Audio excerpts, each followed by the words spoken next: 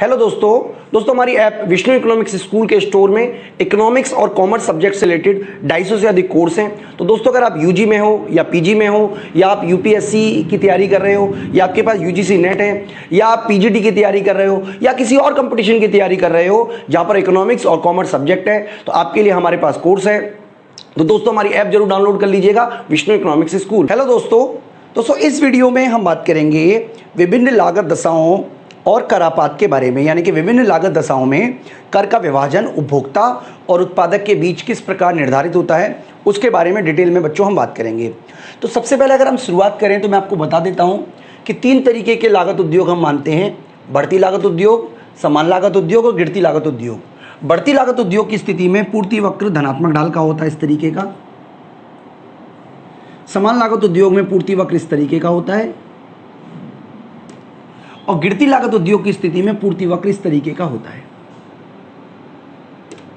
तो ये तीनों ही डायग्राम के बारे में बच्चों हमने आपको बताया, यानी कि बढ़ती लागत उद्योग में धनात्मक ढाल का, समान लागत उद्योग में ओ एक्स एक्स समानांतर और गिरती लागत उद्योग में ओ एक्स एक्स जो पूर्ति वक्र है वो डाउनवर्ड होता है। तो बच्चों इसकी जो कारण है वो आपको मिलेगा पूर्ण प्रतियोगिता बाजार की स्थिति है। माइक्रो इकोनॉमिक्स में एक चैप्टर है पूर्ण प्रतियोगिता का, उसमें हमने एक चैप्टर पकड़ाया हुआ है दीर्घकाल में फर्म का पूर्ति वक्र। तो ये वाला टॉपिक जो है वो वहाँ से लिया गया है, जिसमें हमने आपको डिटेल में बताया है कि बढ़ती लागत उद्योग उस स्थिति में लागू होता है जब पैमाने का गिरता प्रतिफल लागू हो रहा हो, यानी कि इस स्थिति में पैमाने की जो बचतें होती हैं वो पैमाने की हानियों की तुलना में कम होती हैं, जिसकी वजह से उत्पादन में वृद्धि उतनी नहीं होती जितनी साधनों में वृद्धि होती है।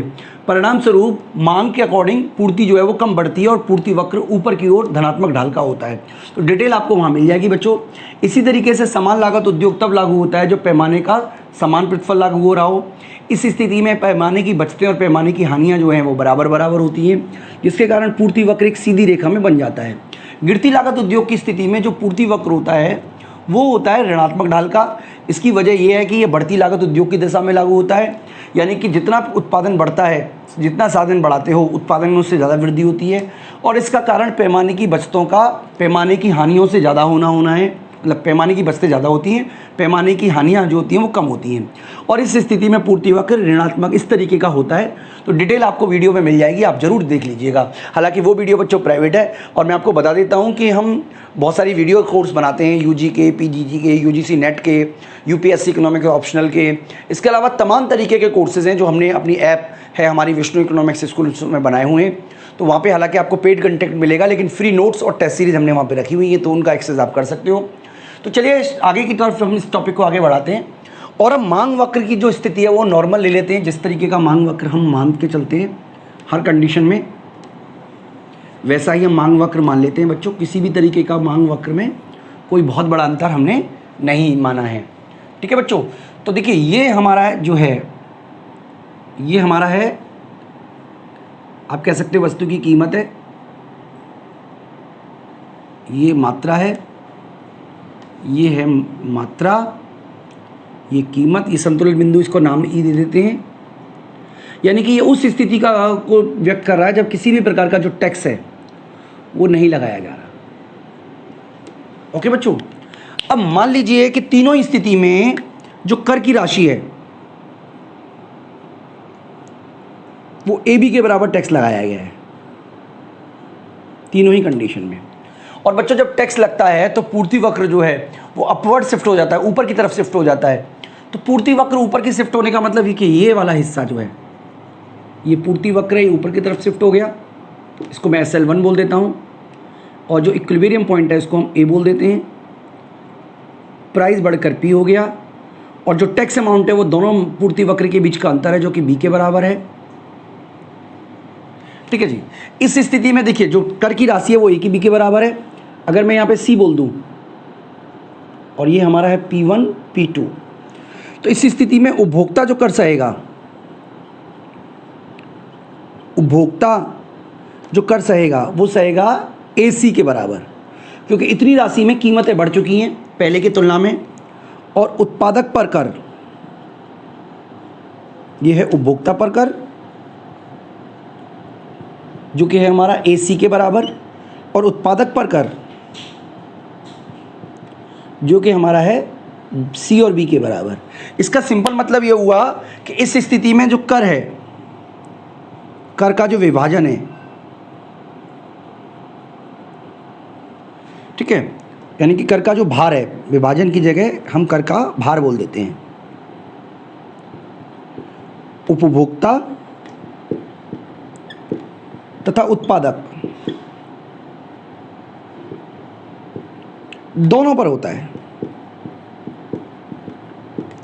तो ये बात आपको बच्चों बिल्कुल क्लियर होनी चाहिए कि इस स्थिति में जो कर का भार है वो उपभोक्ता और उत्पादक दोनों पे पड़ता है। तो ये मैं आपको उम्मीद करता हूं कि आपको कंसेप्ट समझ में आया होगा बच्चों।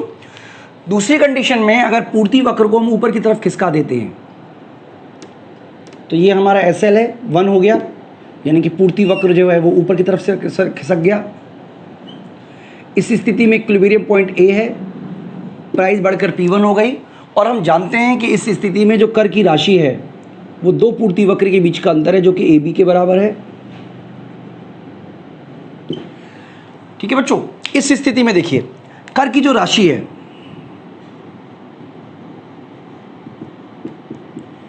कर की राशि है AB के बराबर, ये हमारा कर है, यानी कि उत्पादक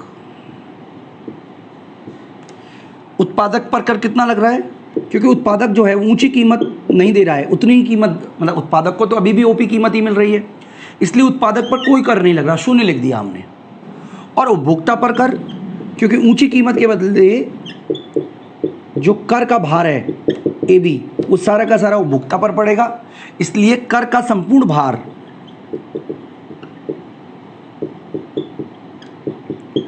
उपभोक्ता वहन करेगा।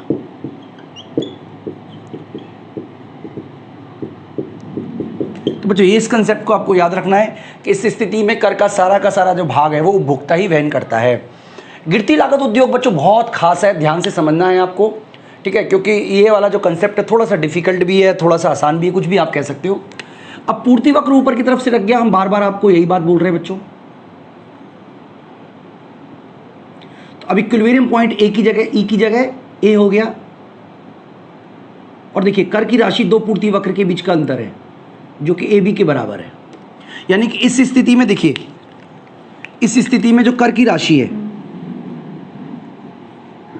प्रति इकाई की बात कर रहे हैं बेटा हम, वो AB के बराबर है, ये वाला A और B इसके बराबर है, A और B के बराबर, ठीक है। अब उपभोक्ता कितनी कीमत दे रहा है, उपभोक्ता पर भार।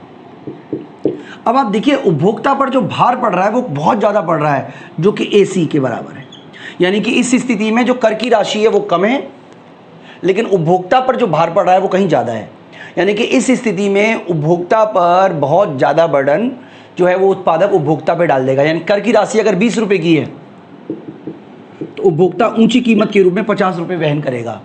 और इस स्थिति में जो उत्पादक है, उत्पादक को लाभ होगा B और C के बराबर। तो बच्चों ये पूरा का पूरा कंसेप्ट जो है वो हमने आपको बताने की कोशिश की, यानी कि ये जो है ना, ये वाला हिस्सा, ये एक तरीके से उत्पादक को लाभ हो रहा है और उपभोक्ता को बहुत ज़्यादा कीमत देनी पड़ रही है, AC के बराबर कीमत उपभोक्ता को देनी पड़ रही है। यानी कि इस स्थिति में जितना कर लगाया जा रहा है उससे ज़्यादा कीमत बढ़ रही है, जिसकी वजह से उपभोक्ता को कर से भी अधिक राशि का भुगतान करना पड़ेगा। यानी कि अब हमें यह समझना पड़ेगा कि जितनी राशि का कर लगाया जाता है ये जरूरी नहीं है कि उपभोक्ता उतनी ही राशि को वहन करे। अगर गिरती लागत उद्योग की परिस्थिति है तो कर का भार जो है वो AB है लेकिन उपभोक्ता जो है वो AC कर का भार सहन कर रहा है। तो बच्चों ये पूरा का पूरा कंसेप्ट समझ में आ गया होगा, मैं उम्मीद करता हूँ आपको। इस वीडियो में इतना ही। अगर आपने हमारी ऐप डाउनलोड नहीं की है तो आप हमारी ऐप जरूर डाउनलोड कर लें, विष्णु इकोनॉमिक्स स्कूल। वहाँ पर आपको फ्री नोट्स, टेस्ट सीरीज और PDF जरूर मिलेंगे बच्चों। इस वीडियो में इतना ही, थैंक यू। दोस्तों अगर आप इस चैनल पे नए आए हैं तो मैं आपको बता देता हूं कि हमने 4000 से अधिक वीडियोस बनाई हुई हैं। इसके अलावा डिफरेंट रिक्वायरमेंट के हिसाब से 200 से अधिक कोर्सेज हमारे बनाए हुए हैं जो कि आपको हमारी ऐप विष्णु इकोनॉमिक्स स्कूल में मिल जाएंगे। तो इस जगह आपको देखिए PGT इकोनॉमिक्स का कोर्स मिलेगा, यूजीसी नेट का कोर्स आपको मिल जाएगा। इसके अलावा यूपीएससी इकोनॉमिक्स ऑप्शनल का कोर्स हमारे पास है। यूजीसी और यूजी और पीजी यानी कि डिफरेंट यूनिवर्सिटी से अगर आप यूजी और पीजी कर रहे हो तो भी वो कोर्स हमारे पास है। इसके अलावा अगर आपने डिफरेंट स्टेट की पब्लिक सर्विस कमीशन या हायर एजुकेशन कमीशन ने अगर आपकी असिस्टेंट प्रोफेसर की वैकेंसी निकाली हुई है तो वो कोर्स हमारे पास है। तो बच्चों तमाम तरीके के कोर्सेज जो इकोनॉमिक्स से रिलेटेड है वो सारे के सारे हमारे पास हैं। तो इन सब के लिए आपको हमारी ऐप है विष्णु इकोनॉमिक्स स्कूल, उसको डाउनलोड कर लेना चाहिए।